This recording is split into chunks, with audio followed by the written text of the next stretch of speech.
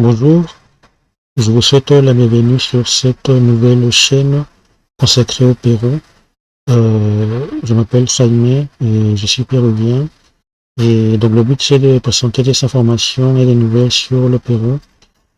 Euh, pour en parler un peu plus souvent, c'est vrai que le Pérou, bon, on en parle de temps en temps. Sûrement vous avez vu des nouvelles sur les découvertes archéologiques du temps ancien, non, sur les Incas ou des civilisations précédentes. Parfois, on en parle aussi à cause de la gastronomie, ou à cause des grands événements, non? Et bon, enfin, le but, c'est d'en parler un peu plus.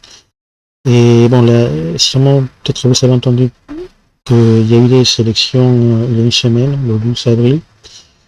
Et alors, justement, le problème, c'est qu'il y a eu beaucoup d'irrégularités, malheureusement.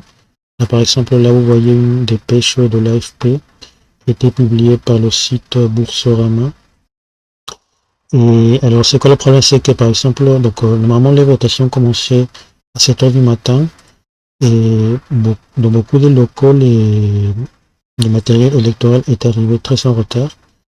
Et cela a sûrement empêché beaucoup de gens de voter parce qu'à la fin, les bureaux ont été ouverts seulement vers parfois à 12 heures, 3 heures de l'après-midi. Et donc après, on a découvert d'autres irrégularités les jours suivants, en fait, la semaine passée. Et donc la situation est telle que, alors pour comprendre en fait au Pérou, il y a deux instances qui s'occupent des sélections. Il y a le JNE, le Jury national des sélections, et le ONP qui est l'organisme national des processus électoraux.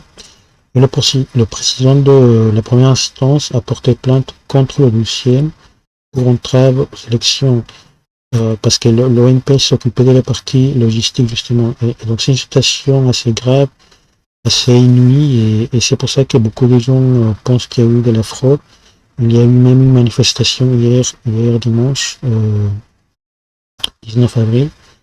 Et donc voilà, donc en fait, je vais continuer à donner d'autres nouvelles sur ce sujet et d'autres sujets concernant le Pérou. Pardon. Et donc merci de m'avoir écouté et à une prochaine.